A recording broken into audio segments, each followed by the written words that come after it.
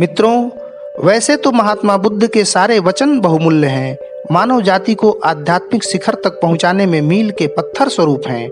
उनके वचन किसी शास्त्रों, ग्रंथों या किताबों के पन्नों से नहीं आए हैं, बल्कि स्वयं की खोज के लिए किए गए कठोर तप और त्याग के परिणाम स्वरूप स्व अनुभव से आए हैं। इसीलिए तो बुद्ध के वचनों का दुनिया में इतना मूल्य है।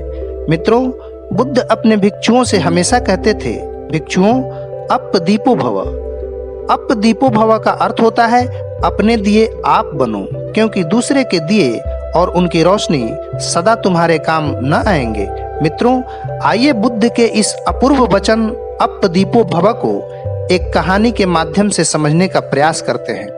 एक बड़ी प्यारी सूफी कहानी है। अंधेरी रात है, दो आदमी एक रास्ते पर साथ साथ चल रहे हैं।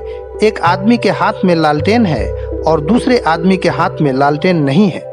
दोनों बड़े मजे से गपशप करते हुए घंटों साथ साथ चल रहे थे।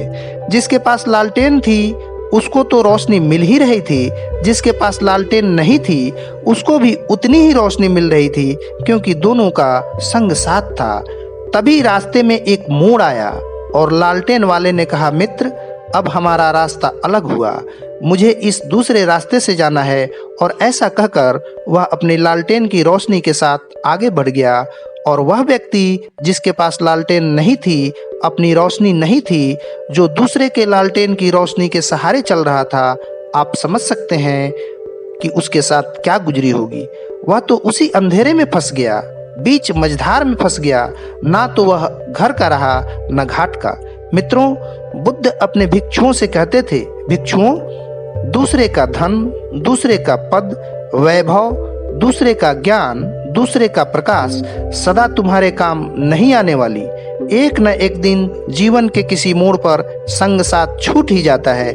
इसलिए बुद्ध ने अपने भिक्षुओं से कहा, भिक्षुओं, अपदीपो भव, अपने दिए आप बनो।